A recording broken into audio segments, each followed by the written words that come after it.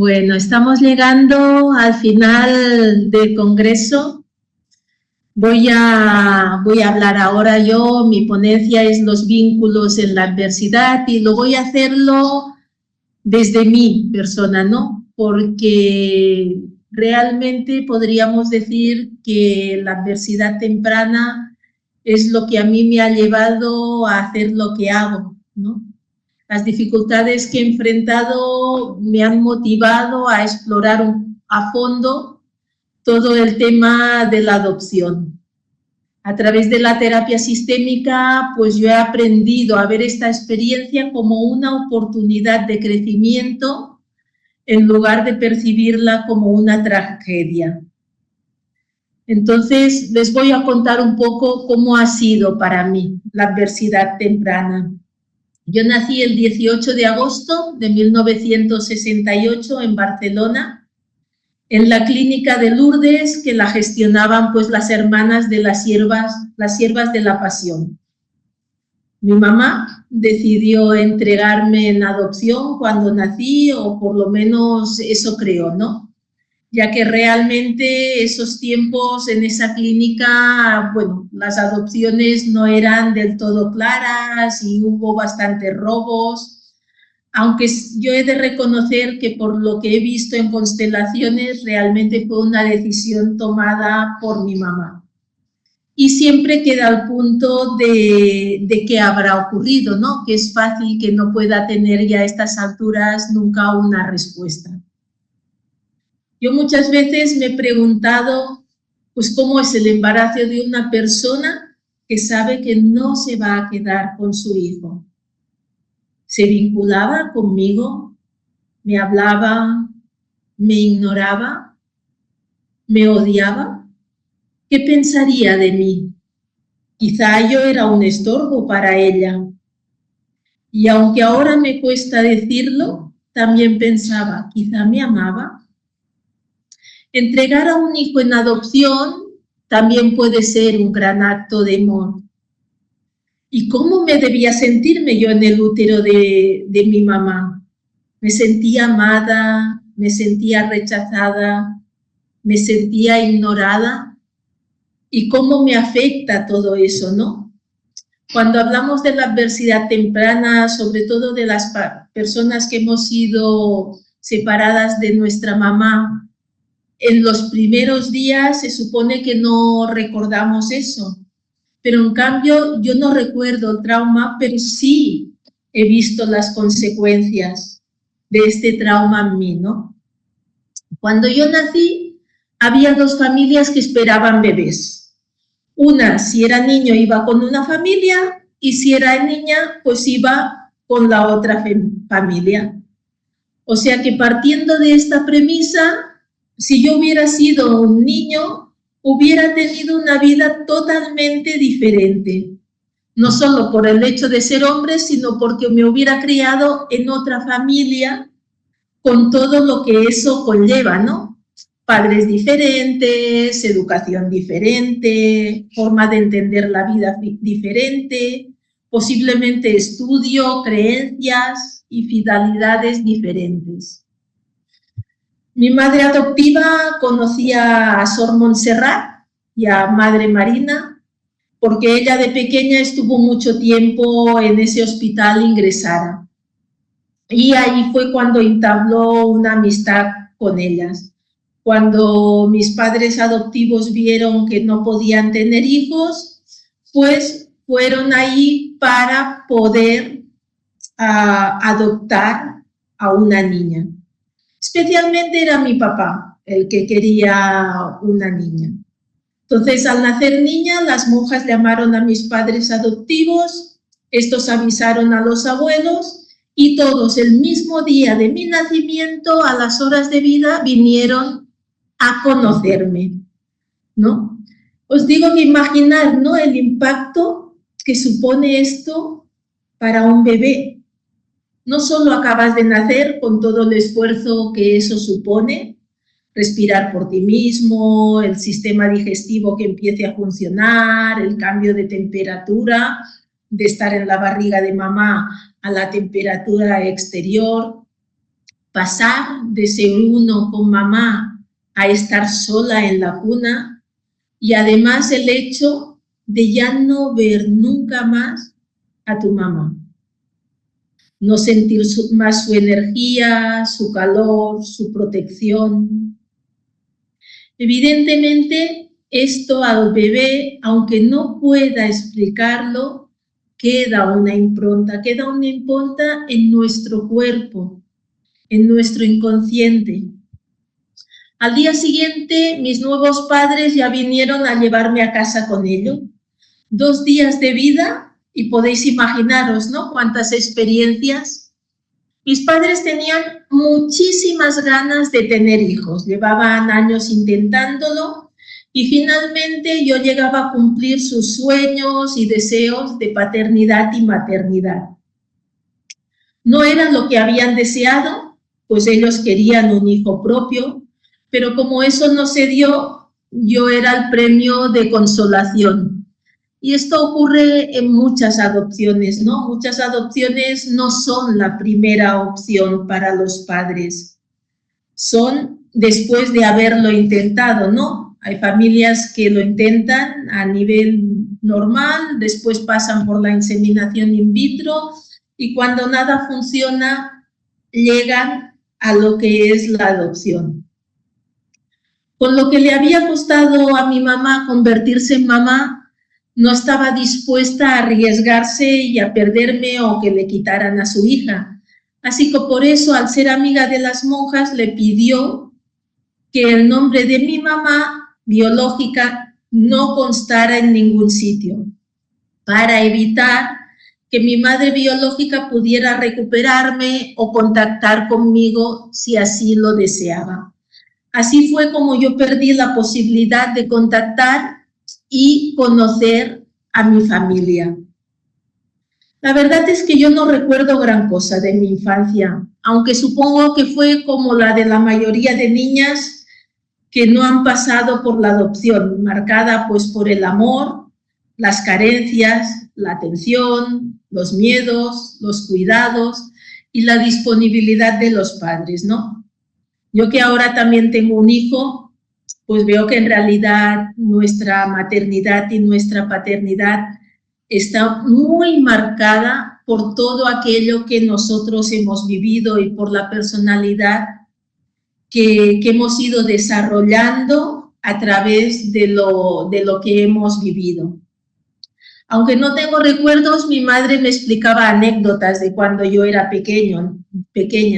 Por ejemplo, que empecé a hablar y me despertaba por las noches gritando, mamá, mamá, mamá. Y venía ella y yo seguía llamando, mamá, mamá.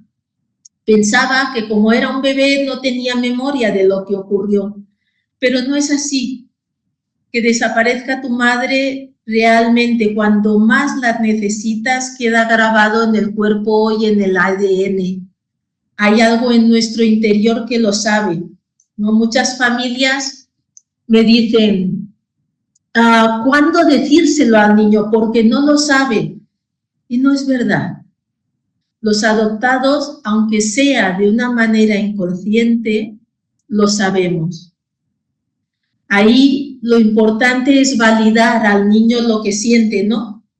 Para que el interior, lo que sentimos a nivel interior, lo que a nivel exterior coincida.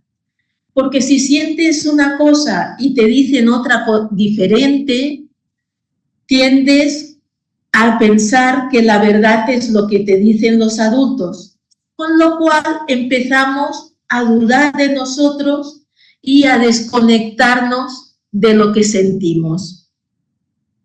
Yo me dedico a acompañar a las familias, ¿no? Entonces, yo creo que esto es muy importante, porque simplemente es confirmar aquello que ya saben. A los 5 años mis papás empezaron a buscar un colegio para mí. Mi madre deseaba pues que yo fuera una niña muy buena y que me portara bien, así que yo me sobreadapté. En esta búsqueda de colegios mi mamá me llevó a conocer el colegio en el que ella había estado de pequeña. Y ahí resultó que la monja que llevaba al colegio le dijo delante de mí: esta es la niña que habéis adoptado. Evidentemente yo con 5 años no me enteré de absolutamente nada. Pero mi mamá se enfadó tanto que entonces me llevó a otro colegio, porque pensó que si lo decía, me lo podían decírmelo en cualquier momento. Para mí fue una suerte porque la verdad es que en el colegio que estuve fui muy feliz. O sea que está muy bien todo lo que ocurrió. Yo, como no quería que me volvieran a abandonar, era muy buena y muy obediente y me portaba muy, muy bien. Me sobreadapté a todo. Pero siempre había como algo que yo sentía que no era correcto en mí, que no era bueno o que no era querible, ¿no? Y reprimía esta parte de tal manera que cuando me disgustaba y contenía mi rabia para no mostrarla, caía al suelo inconsciente, desmayada. Mi mamá me agarraba y me llevaba corriendo para que el resto del mundo no viera que yo tenía un defecto. Me hicieron todo tipo de pruebas y resultó que todo estaba bien. Yo ahora de adulta y desde todo lo que he estudiado y he podido ver, ¿no?, puedo entender perfectamente que simplemente esa rabia y ese disgusto, ese miedo, me superaban. Y como me superaban y no me atrevía a mostrar, pues me desconectaba y me desmayaba. Llegó un momento en que mi mamá, armándose de gran valor, ya que me consta que le costó muchísimo decírmelo, me dijo que yo era adoptada. Estábamos en el baño y había 2 espejos. Ella estaba en uno peinándose y yo en el espejo del armario, porque así como era más bajita, pues me veía, y me lo soltó ahí, me lo dijo como pudo. En realidad ella tenía un miedo terrible a que yo pues pudiera querer más a mi otra mamá o que me pudieran quitar de su lado. Así que me lo dijo como buenamente supo en ese momento. A mí se me derrumbó el mundo, porque aunque lo supiera a nivel de cuerpo, aunque lo supiera a nivel consciente, el hecho de que te lo digan, y más en aquel momento yo debía tener 9 años, pensé que el mundo se acababa. Pensé que eso podía tener muchas consecuencias, así que lo que hice fue coger el cepillo, dejarlo en el cajón del armario, cerré tranquilamente, ya que yo era muy buena niña, y salí del baño como si no me hubieran dicho nada. No puedo ni imaginarme cómo se quedó mi mamá ante esa respuesta. Igual aliviada por el hecho de no tener que dar más explicaciones, igual sorprendida, igual pensó que yo no estaba preparada, no tengo ni idea. El hecho es que durante un año no se volvió a hablar de ese tema. Y tuve que procesar yo solita todo lo que eso suponía. Tengo pocos recuerdos de ello, o sea, pero la sensación principal era, si yo no soy hija suya, no me van a querer.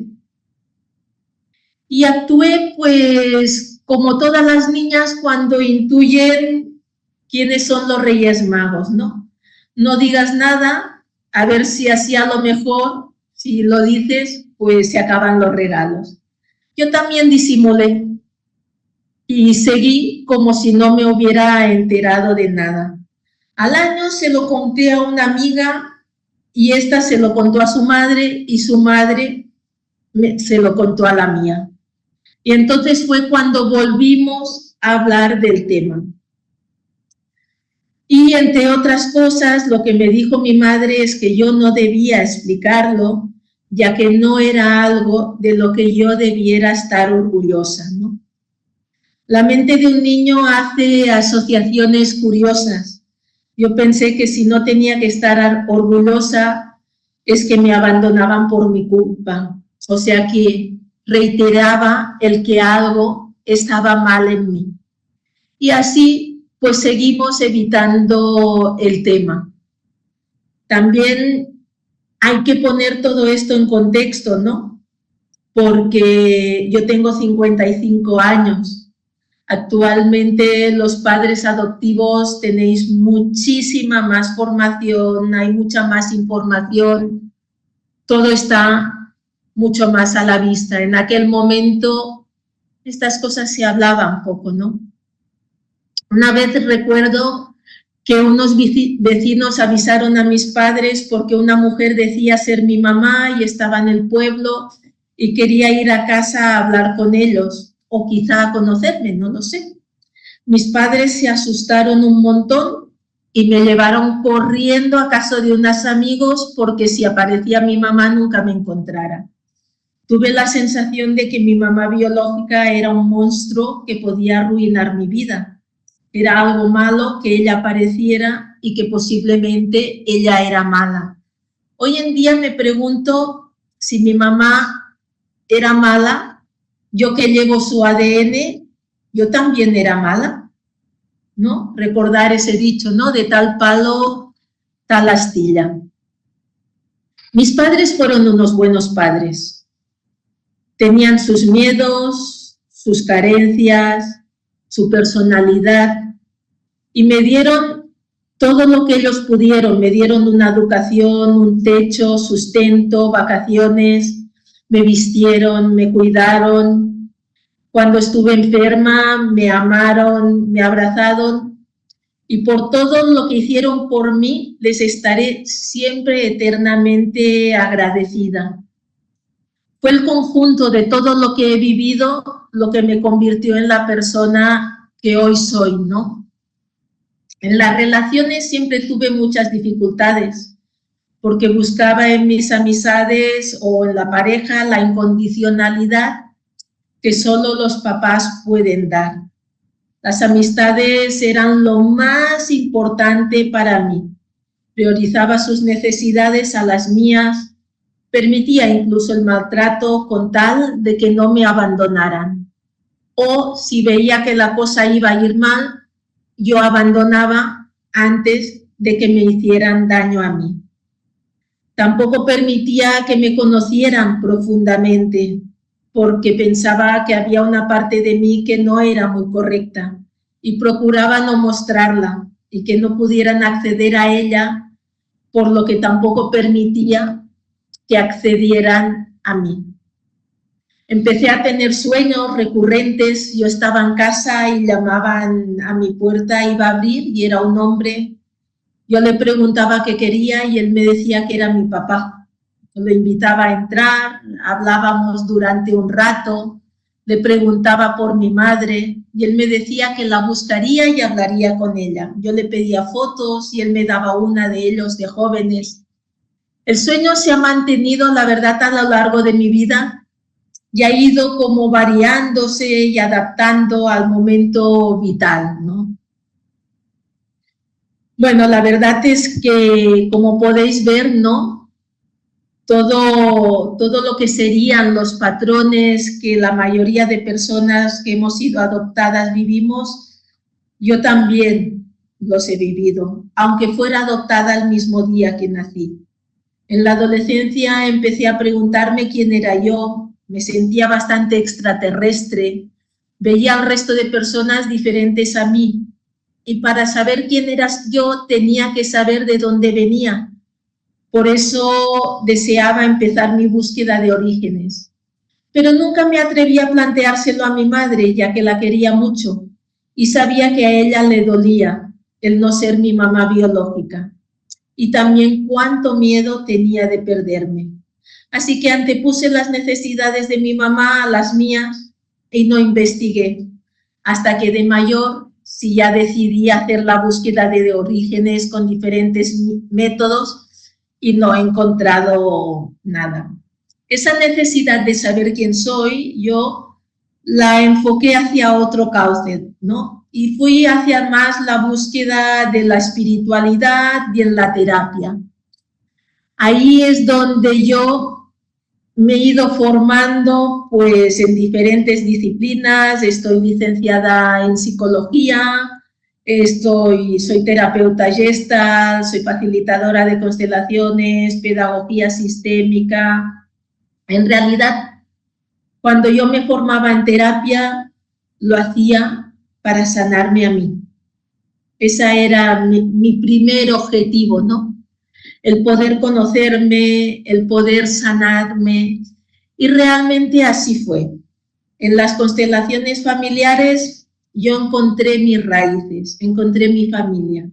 Dejé de sentirme extraterrestre para sentir que pertenecía a un sistema familiar, que como todos, tengo una madre y un padre, aunque no sepa cómo se llaman. Y en mi trabajo, pues fui encontrando mi identidad, ¿no? Yo recuerdo una constelación donde yo miraba a la vida con mis 4 padres detrás, los 2 biológicos y los 2 adoptivos, como el genograma que les he mandado, que he mostrado antes, mis 8 abuelos, mis 16 tatarabuelos, mis 16 bisabuelos, mis 32 tatarabuelos, y pensaba, ¿no? Cuánta riqueza que tenemos las personas adoptadas, porque tenemos el doble de todo. Y seguramente es por eso que somos capaces de superar los retos que la vida y la adopción también nos suponen. Bueno, con esta parte de mi historia y de mis vivencias, cerramos este congreso en el día de hoy. Mañana continuaremos. Quería agradecer pues a todas las personas que habéis hablado. Muchísimas gracias por estar ahí desinteresadamente. Muchísimas gracias por el día de hoy y también muchísimas gracias por todo el trabajo que hacéis para las personas adoptadas. Porque si realmente miramos mi historia y cómo se vivía la adopción en aquellos años y cómo se vive ahora, hay una gran diferencia que hace que las personas adoptadas lo puedan tener muchísimo más fácil. Entonces, pues muchas gracias a todos los que habéis aportado y también muchas gracias a todos los que habéis estado en este congreso, ¿vale? Que habéis asistido. Gracias por estar, gracias por vuestro interés, gracias por vuestras preguntas.